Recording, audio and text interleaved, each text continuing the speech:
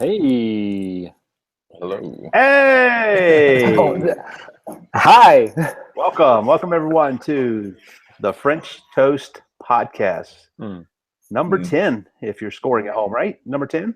Wow. Is it number Is that 10? crazy? It's our I labeled- 10th anniversary.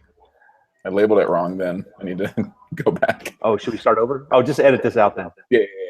They won't hear a thing. Because we always edit things when we say we're going to edit them. Yeah, you do such a great job. I never go back and watch them. I just trust it. Aaron.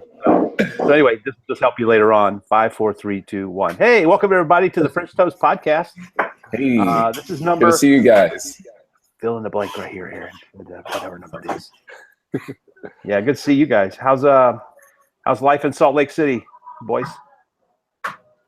Yeah, life is going pretty well right now. Just really getting a lot of things done. Really cleaning up a lot of things, and that was just for our viewers. So you'll have to actually watch this podcast to see. Life in Salt Lake City it's been a couple rough weeks, but I'm glad to be online with you guys. So yeah, Good.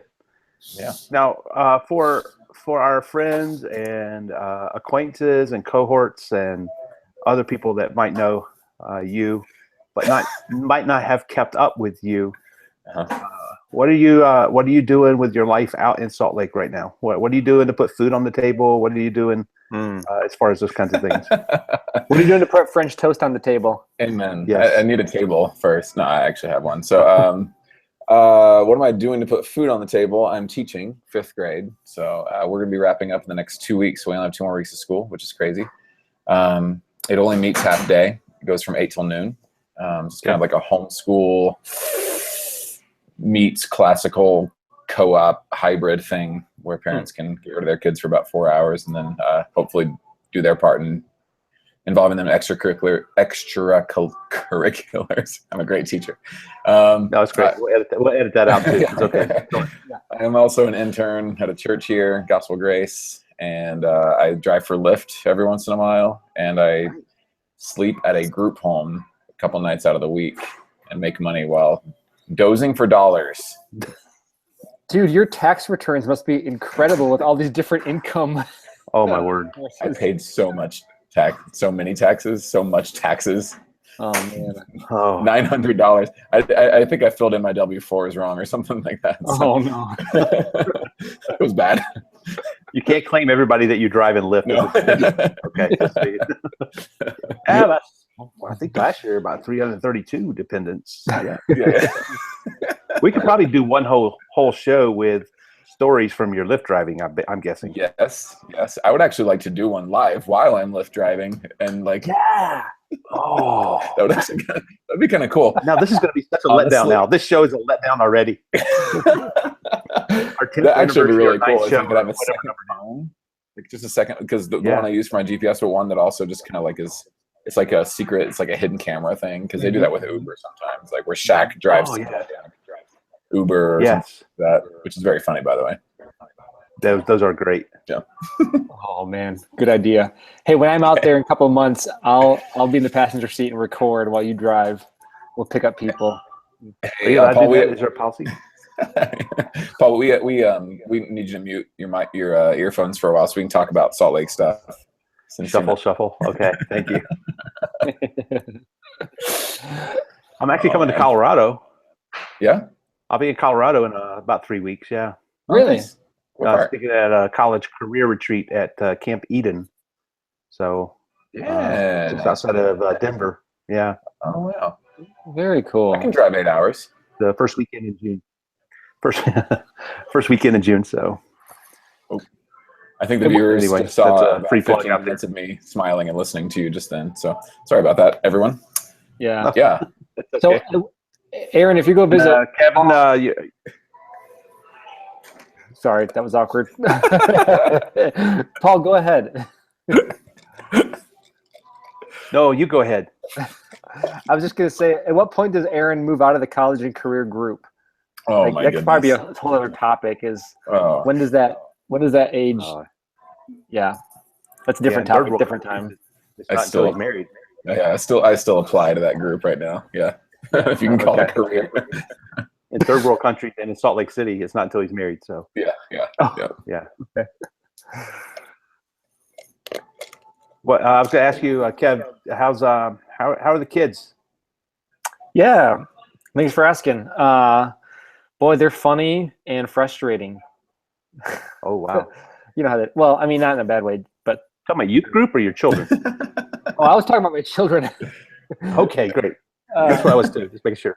Okay, good. Yeah, no, it's just like, 1 minute they are so cute and funny, and then the next minute they know exactly how to sin to make you frustrated. And sometimes it's not even sin; it's just that I'm sinning by being frustrated. But overall, they're doing well. School is going well for both of them. They're in a good school, good classes, or good teachers. The summer itch has started, not like poison ivy, but It's coming. they're going to bed when it's still light out, so they can't wait to be done with school. Wow. Yeah, Luke is funny. Luke is so funny. Like Jackie's Funnier funny. than Jackie? Yes. Whoa. Now he's not as We need consistent. to get them on the show sometime. He's not as consistently funny as Jackie Okay. was, especially. But when he's funny, it's hilarious. It's just very funny. So Yeah, you were describing them as what were they? Funny and frustrating, yes. and then it actually reveals more about yourself. Yes. Yeah, and I just was thinking of Are the my program guys? relationship I was thinking of my relationship with camp staff, and so it was it fits really well. There's a lot of applications here. Well, let's get this thing started. Here we go. A quick question to get the ball rolling. From your childhood, remember back to when you were just a wee little lad. What was the first job that you remember that you wanted to be when you grew up? What was the first thing you remember? Either you remember talking about, or your parents probably make up lies and tell you that you said that you really are pretty sure you didn't, but it makes for good stories at family reunions. So, what you remember anything specifically, or anybody told you anything that you wanted to be when you grew up? Kevin, you remember anything? Vividly. I wanted so desperately to be a garbage truck man. And the reason is, What? no, this is why. They got to ride on the back of trucks. Oh, valid We always point. had to sit inside vehicles and buckle them. And for those of you who are listening and not Can you- watching, you'll Yeah, have do that to- again, Paul. Do that again. Kevin, that's exactly my answer, and that's what sparked this. Oh no. And as many conversations as Paul Witt and I have had in the last 10 years, I don't think we've ever talked about this. I've never talked about this. Wow. Right. But at the same time, Paul, does this surprise us? That, I mean, No, it doesn't. and for the exact same reason. I used to Really? sit at the windowsill and go, "How cool is that? Just to stand on the back edge of a truck." going Yes. down the road. Yes, Mom always Buckle made up. me buckle inside, Oh and those guys man! got to stand on the outside. Wow. Oh yeah. We would have been good because we were so detailed. There would not have been, and it would have been so fair. Dude, and Aaron's good at driving, so he could have been the guy in the cab. Paul and I could have been in the Yes. back. Please tell Gladly. me that you wanted to be a garbage truck driver, Aaron. I did not. I'm sorry. Probably your second choice. I love that Kevin just said that his mom always made him buckle inside. Well, Your mom tortured you. yes. Well, She wanted us to they be had, safe. some had to ride on the outside of the vehicle too. Yes. Oh, which child are we going to put out here this time? We got too many. They don't make 15 passenger vans yet. That was stunning. Raise your hand. Raise your hand if you've ever been triple buckled. Oh my word! Wait, what? Not that I know of. What does that mean? Like, double buckling is a thing. You ever did double buckling? Did anyone ever do double buckling? No? You don't know what that means? I've Double heard buckling? that. Yeah. Well, I think Okay. we've had somebody do that in our Suburban on the way to church up in Norway or Right. something before. Right. Where we had You one pick more up someone. person. Yeah. Yeah. So there were times, not regular, but there were times we had to triple buckle. But I digress. Garbage man, because he got to ride on the outside of the vehicle. Irwa, I'm right there with you. All right. Wow. What about you, Boyce? You got something in mind? Well, yeah, but not nearly as fascinating as your answer. I wanted to be an archaeologist, but what I really meant by that, more than being like digging up old cities, I wanted to dig up dinosaur bones. So I guess I really wanted to be a paleontologist, and that was mainly because of Jurassic Park. So the movie starts out with them somewhere, like I think it was actually in Utah or something. They're brushing these this velociraptor, and I thought that was the coolest thing ever. I would love to do that. Do you remember a specific time frame, or something like that, where that was? Yeah, about 7 years old to about 29. Okay. So. Just coming out of it right now. So probably like 7 to 13 or something like that. Yeah. Gotcha. All right. Very good. Wow. Yeah. Other than that, it was a normal professional baseball player or whatever, but that all paled with the opportunity to be a garbage man. Oh man. Yep. All right. Question 2. Mother's Day. We're broadcasting on Thursday night, or recording, I should say, on Thursday night. So Mother's Day is coming up on Sunday. Question: What is a favorite characteristic about your mom, or a favorite strength about your mom? Something you're incredibly thankful for, or just something that stands out about your mom when you think about her. Boyce, what comes to mind about Sheila? Sheila. Be honest, you just wanted to say Sheila. Okay. I did. So this segment's over now, right? No. It is. All right, let's move on. Question 3. Yeah, I would say, I think just consistency is something that I really appreciate about my mom, because, and it's something I didn't know about her, but she was actually very shy for a really long time. But I never really knew that side of her. But she's just, and by consistency, I think I just mean faithfulness. She actually really did a lot for us to get us to keep us in Christian school and things like that. She would clean houses for people, and kind of thankless jobs here and there, and she would just go, and we hated it. We hated going to people's houses and having to stay there, but we weren't aware of what was really going on. And I think she's just been a very consistent person for a really long time, just serving God in the same spot. When she was done cleaning houses, she went into being a receptionist. For some reason, I had televangelist in my head, and I could not get it out of my head. An archaeologist? An archaeologist. But she was a receptionist at our Christian school. She's still doing that right now. So that's been a long time that she's been doing that. And she not a lot of like discontent in her life or anything like that. Or she's not been stir crazy. She's been faithful and kind of and growing. And I'm just noticing God's grace more and more in her life. So yeah, that faithfulness has been really, really something that I appreciate, especially now. Yeah, awesome. Kev, what about you? What about Kim? Yes, Kimberly. Yes. So there's actually a decent chance that my mother will listen to this at some point. I have at least a few siblings. Yeah, can you guys dress up next time? Thanks. Let the tears flow.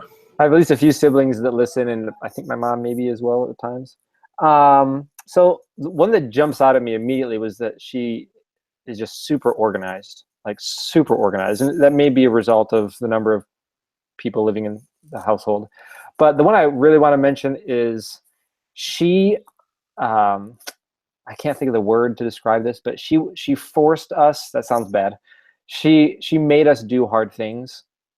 Now, she didn't write the book on it, but I remember, when we were at someone's house, so we used to go over periodically to this lady's house. She taught us sign language once a week for a period of time. We took sign language lessons from this lady. And there was one particular time we were in the middle of the lesson, and we just were all crazy and rambunctious and not obeying, not behaving. And she forced us to apologize face to face. We couldn't just call. We couldn't, write a letter. We had to go back to this lady face to face, apologize.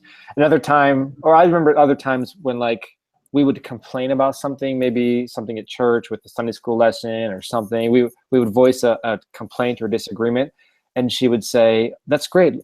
Next time we see that person, we'll go to that person. We'll ask that person why they did what they did, and you can explain what you didn't like about it, stuff like that." I mean, we're like 10 years old, and we're kids complaining.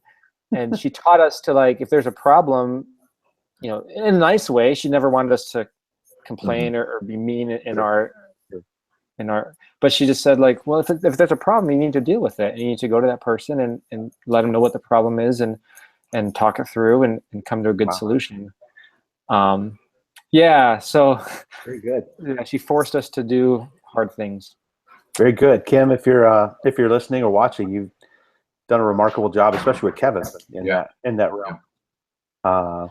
He's modeled that, except for one time on a softball field during sponsored softball. He did not solve problems very well, but there's just once. That's the only time I can remember in the decade or so. How do you remember that? Because you brought it up, and I don't remember anything else about it. So it's just fun to kid you about it. So. That's great. Yeah, I know. Oh man, I think with my mom, the word that comes to mind is resilient. An incredibly hard worker. I think a lot of that from her childhood, with her dad dying when she was 9th or 10th grade, and she had to drop out of school to raise her siblings while her mom worked, and so she became a mom in 9th or 10th grade of 3 kids, and so she did a phenomenal job of that. Married my dad, had kids, and then went and finished high school while we were in school, and then earned a college degree because she wanted to be a teacher's aide and stuff like that. And just never seen her tired. I never see her. I just never see her quit on something until she gets it done, and it's really benefited her well in ministry opportunities too. Maybe to a fault of one of those people that can't say no and or won't say no, but because she wants to make sure things get done. So, but when I think of my mom, I definitely think of resilient or a hard worker. So, anyway, happy Mother's Day to the moms out there, and Nancy and Sheila and Kim. Yes, for sure. Question 3: discipleship. Buzzword, cliche, etc. The question is this. First of all, give me a quick 1 or 2 sentence definition of discipleship, in your own words, as far as what you think of when you think of discipleship. And then the bigger question is this: what advice would you give someone who claims that they want to be discipled, but also claim that no one is discipling them? All right. So maybe it's a complaint. Maybe it's a sincere burden that somebody would say, I want to be discipled, and here in the church, but no one's discipling me. How would you counsel that person? And to get that ball rolling, how about a quick definition, 1 or 2 sentences of what is discipleship? Kevin, why don't you go first on this one? Yeah, I'm glad you asked. So definition, I'm sure this is not original with me, but I try to speak of discipleship as helping someone else follow Jesus. Super simple. Sure. But I think in keeping it simple and pretty broad, it allows us to acknowledge that discipleship happens in way more ways. That's not a good phrase. In many more ways. We'll edit that out. You got that, boys? Thank you. All right. 3, 2, 1. Back to Kevin. Yeah. Go. It's late at night for me. I mean, what I was meant to say is it happens just in many more ways, and it takes many more forms than perchance right now in our kind of discipleship buzzword culture we think it takes. So, Gotcha. I was not discipled in the way that we normally think of discipleship until college, and yet there were people all throughout my childhood and teen years that helped me more faithfully follow Jesus. So in that sense, I was discipled, but it wasn't, the one-on-one mentoring, peer-to-peer type thing that we think of.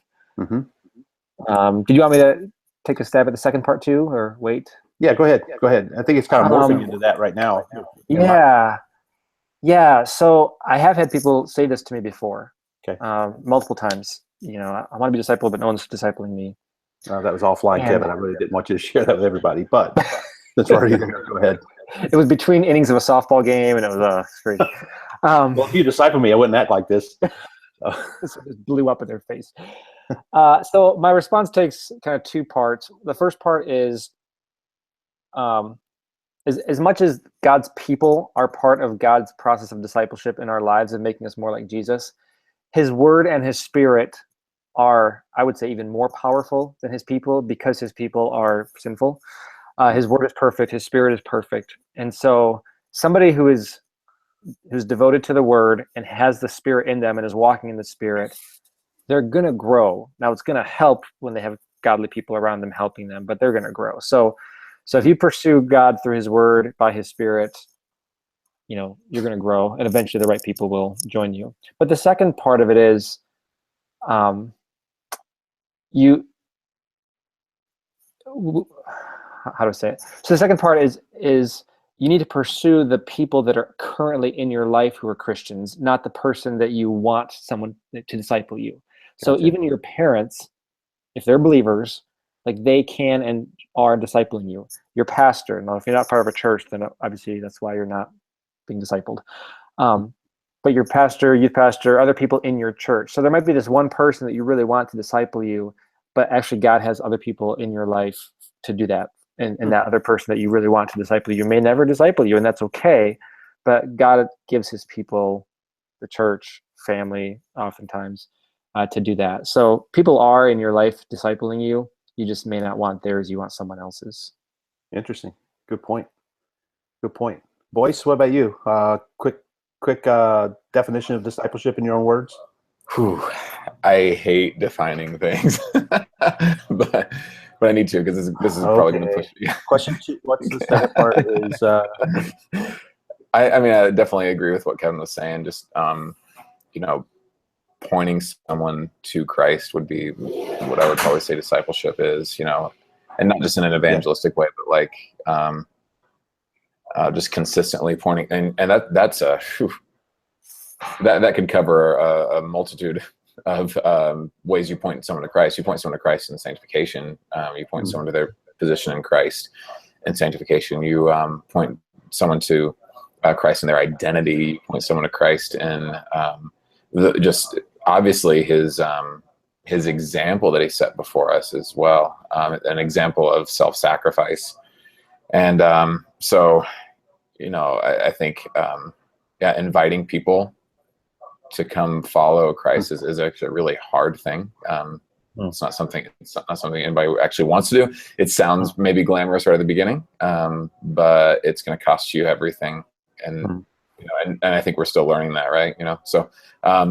So inviting people into hardship is kind of it's interesting. It's like, but it really is that you're inviting someone into a life of suffering in some ways, but a life of joy, and I haven't learned that lesson entirely, and I don't consider myself to be a very strong discipler. I think I've gotten it a lot, and it's time now for me to kind of round that corner a little bit more.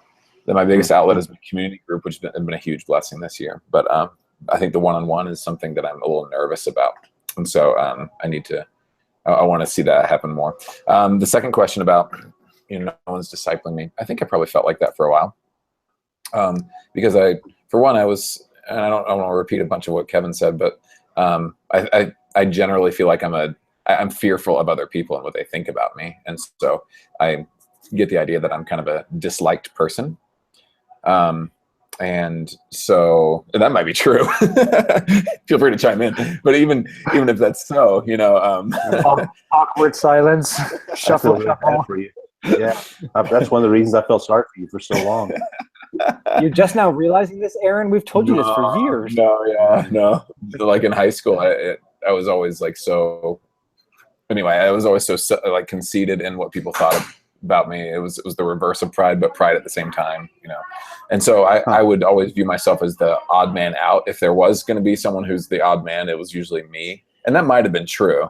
And so to be brought in, to feel what acceptance feels like in spite of your stupidity, was actually really helpful for me. So that was the way God intersected my life. A youth pastor that just really, knew I was an idiot, but was okay with me, and actually let me hang out with him and let me feel like I was cool for a while because he was cool. And but then as that kind of thing matures, it's obviously a two-way street. And so like if you are not receiving discipleship, there is a likelihood that you are also not willing to give it yourself. But I'm starting to see more and more reality in the church that there are people who are really marginalized. And sometimes you can be really marginalized by a unique set of struggles that people just don't understand. Yep. And there are people, and I think I can, with some of my own struggles, I could say I'm one of those people who, if you're really going to invest in me in certain ways, you're going to give a lot, but I'm not going to be able to give you a lot back. Like with things that are deeper struggles and things that people just need to abide with you in, and people will need to pursue you no matter whether you see fruit automatically. People tend to shy away from those. You don't want to disciple someone like that who doesn't seem like he or she has a lot of potential, because we have a skewed view of what potential in ministry looks like. And I think we tend to gravitate toward not the weak or not the suffering, but those who seem like they're like good stock. And I'm broad brushing big time, but I think there are people in the church who are hurting, are looking for discipleship, and are overlooked. And that could be because of the stage of their life as well too, where it's like you're not quite in this successful stage. And yeah, I don't know. Yeah, no, I totally agree with you, and I would even go a step further. I think people that come across as if this could be a difficult, longer process. We all want quick. We all, like you said, we want fruit. We want success stories. Mm-hmm. Yeah. It's hard to get up and give a testimony of how God's using you in somebody's life if it seems like you're going the wrong way. And especially if you've had, preliminary conversations with someone where they just blurt out, you don't know what it's like, you don't understand. Mm-hmm. And, that's not how you're supposed to respond to scripture. Maybe I'll move on to someone else. Right. And those are the people that would come across sometimes and go, I don't feel like anybody's discipling me. So, the definition thing, I totally understand, because it's like, okay, what's a perfect definition, blah, blah, blah. I do go back when it's probably a time, maybe right after you finished traveling with Will, and they did a set of short videos on discipleship, and in regards to leveraging all that I have in order to help someone else become more like Christ. And so it does contain it contains a sacrifice, but it also has to be word-centered at some point. It's not just the hanging out kind of aspect, but whether it's a specific Bible study or it just everything revolves around biblical truths. The Bible's got to be a pretty prominent part of, I think, authentic discipleship. As far as answering the question, I think Kevin, you were going to go into it in your definition. One of the things I was thinking of is if somebody says, I don't feel like anybody's discipling me, the reality sometimes is that they actually might not know what discipleship is. And that they actually might be being discipled, but in their own mind or based on their own thought or their own perception of what discipleship is. Nobody's meeting with me once a week at a coffee shop from 5 o'clock till 6:15. We don't have Instagramming it. Yes, and we don't have a workbook, and nobody's checking my answers, and so therefore I'm not being discipled. So there could be that somebody's definition, their own personal definition. Secondly, some people haven't asked. They don't know that some people can't really read their minds, or there might be some people that would be willing to, but they expect people maybe just to come up and say, understandest thou what thou readest? And they would say, how can I unless somebody shows me the way? And but that doesn't happen. So they do need to ask at times. Yeah. And I think the third thing is that they're generally not, and it could be because of personality, and some of the things we were just talking about could be personality, could be, we desire diverse churches, but with diverse churches comes diverse people, and there's still going to be a prominent, dominant flavor to a church, and although it might have some elements of diversity, they may be marginalized, and it might be a difficult connect. So I think they really authentically could not be discipled.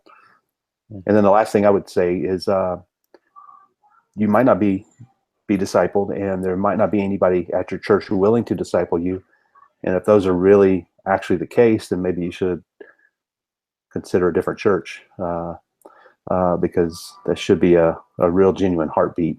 And again, you should exhaust every effort and explore every avenue and get multiple counsel on that because of obvious reasons. But those are just some thoughts. So Yeah, that's good. That's good stuff, man. Anything else to add there, Cav? You got something else? Yeah, just being in local church ministry now for almost 2 years, I guess.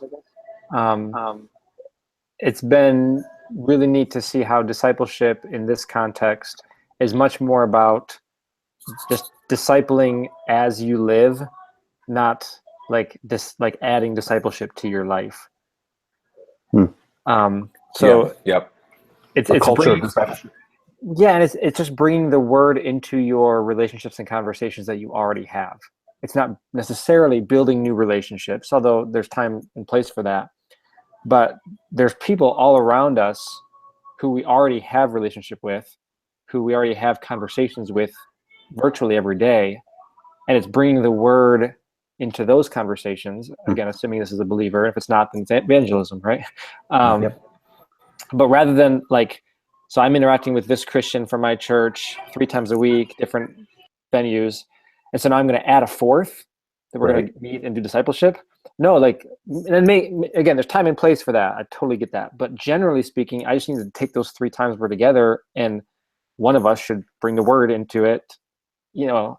And again, I'm not trying to be a blanket statement in all this, but it's less about adding discipling relationships and more about taking your relationships and being a disciple in them. Good. I like that. Yep. All right. Question 4. Moving on to something more a little light, but we talk a lot about sports and such. We have our favorite sports, favorite teams, and on our podcast, we'll kind of drop those little talks here and there. I used to think discipleship was a sport. I was very competitive in it. Like, no, I'm discipling him. No, oh, you want to disciple him? No, I'm discipling him. You have to draft and everything. We had a scoreboard. Yeah. Exactly. Which, by the way, that was going to be the next podcast, the discipleship draft. But the combine. The power group draft was almost like that. Okay, let's just be honest. There's a lot of truth to that. Let's just be honest. There might be some former staffers out there heartbroken right now just hearing that. But there was a draft. Some of you were 5th rounders. I'm sorry. but you were really surprises. There were some surprises there that really were encouraging. We had some Tom Brady's come out of the later rounds.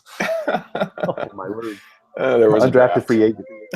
Yes. Is there a draft in here? All right. So the question is this: we talk a lot about sports. Most of the time, it's guys sports, it's football or guys basketball or whatever. But here's a question: if you had time, if it was kind of a possibility for you, is there a specific women's sport, women's college sport even, that you would watch or that you would give attention to if time weren't an option? Is there a specific sport that you would enjoy? Boyce, you'll go first. Great. Hey, boys, which women's sport do you enjoy watching the most? No, like I would say. Hey, you were a loyal fan of the Lady Pioneers back in the day, so yes, I know you were that was actually very fun. Maybe you were watching the bench more than the court, but I don't remember who was on the bench, but you're probably right. Shuffle. Oh, you guys, yeah, because you guys were coaches and everything. Yeah, that's it. Yeah, that's what I meant. I think it's really bad when you have to fish for your own words of affirmation. But I was seriously trying to figure out which girl you thought I was interested in on the bench. I have no idea. Probably the actual reason for the question is sometimes women's sports are viewed differently by guys, especially if you've been involved or engaged in male sports and men's sports. So sometimes it's viewed differently. So is there a sport that jumps out at you? Go, you know what? That's actually pretty intriguing to watch. Yeah, definitely women's soccer, especially U.S. women's soccer. You got to give a nod to them because they're so much better than our men, and they don't make as much, which is kind of interesting. So, but they generate more revenue than the men's soccer team does, and so they do. Do they really? Yeah, they do. Yep. And At that's least why it was true a couple years ago. I don't know if it still is. I assume it still Yeah. is. But a couple years ago, when they had the whole I can imagine adding the MLS guys into our U.S. men's team has like upped their revenue. Gotcha. Yeah, I mean, you have a culture, especially in Utah. I hear of a ton of girls out here who look up to U.S. women's soccer, and we're just gonna get better. Like I can't ever see like them being dethroned because you're just generating all these people are idolizing these women in a good way. It's not possible. Yeah. I think as far as college goes, I think volleyball is actually very fun to watch. Very fun. If it's like a D1 team where they're very good. BYU has a historically really good team. Oh yeah, a lot of the West Coast teams are just incredible. Yep. UCLA, very skilled. It's unbelievable to watch. Very good. Yeah. Camo, what about you? Yeah, I'm with you on both of those, Aaron.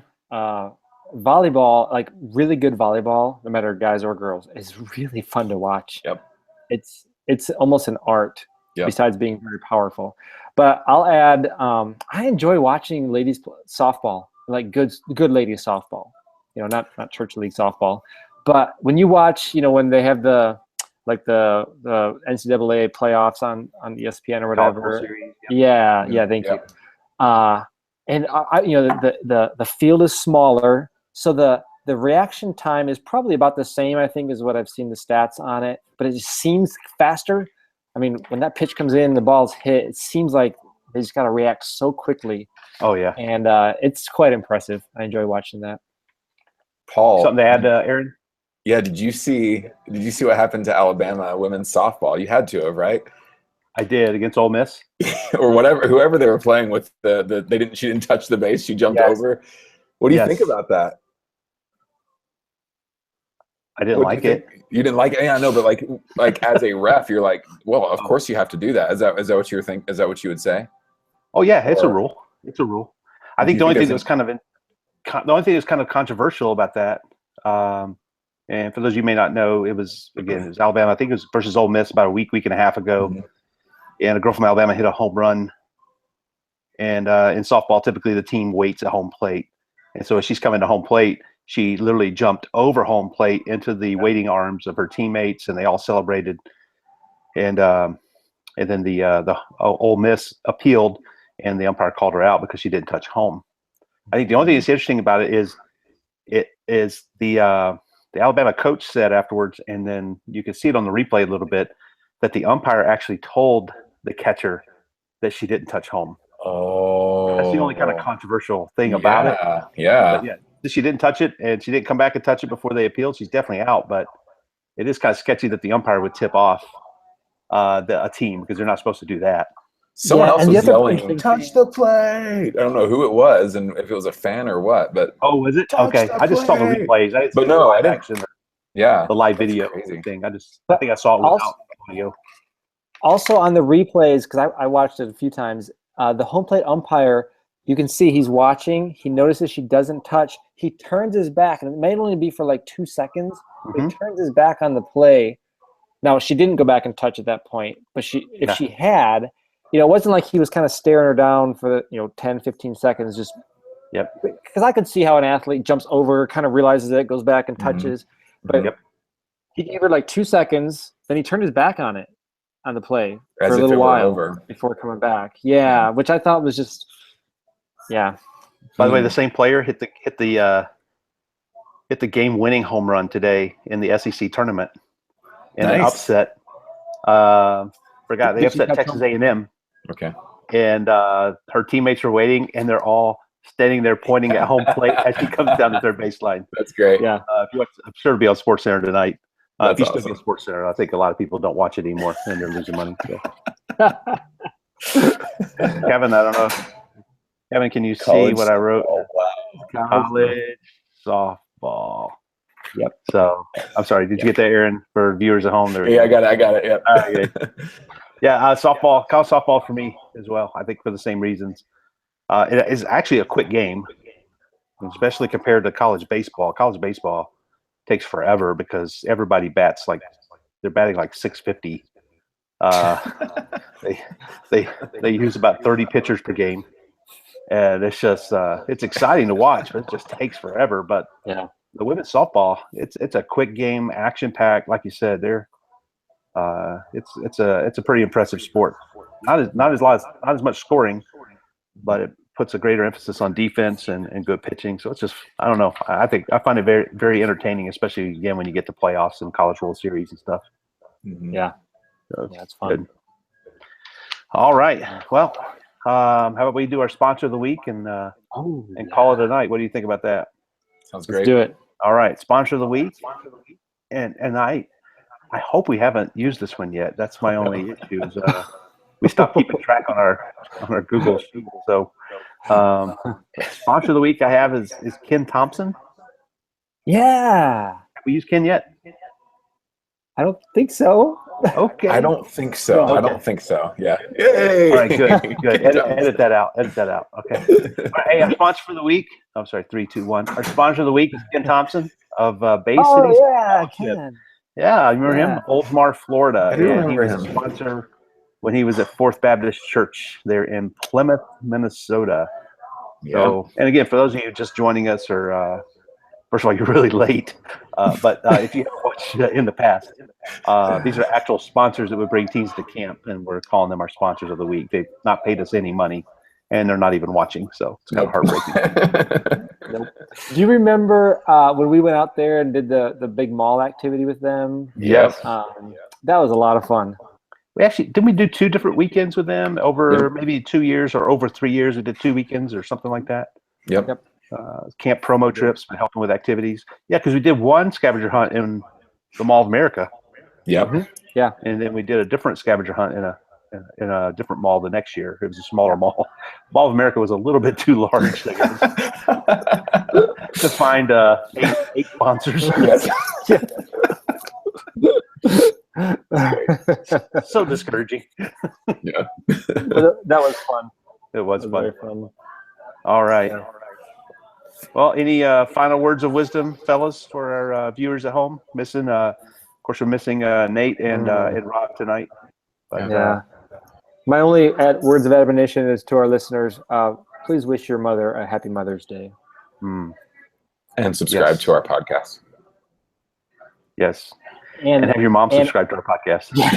and play our send Give her you that. a mom Give her that our for Mother's Day. podcast for her birthday. Yes. Yes. Yes. Have your mom subscribe to our family friendly. podcast. Safe for the whole family. Yeah. Say for the whole Because we edit a lot of stuff out. Mom, for your Mother's Day, I'm going to give you the gift that keeps on giving. Mm. Paul, Aaron, Rob, Nate, and Kevin. Occasionally. Yeah. Exactly. All right. Well, thanks again for joining us, and do subscribe, like, comment, let us know what you like, what you don't like. We will read it occasionally. We may read it on the air. You never know. So Ooh, yeah. anyway, for the French Toast Night podcast, Paul Witt, along with Kevin Moses, Aaron Boyce. Have a good night. Bye.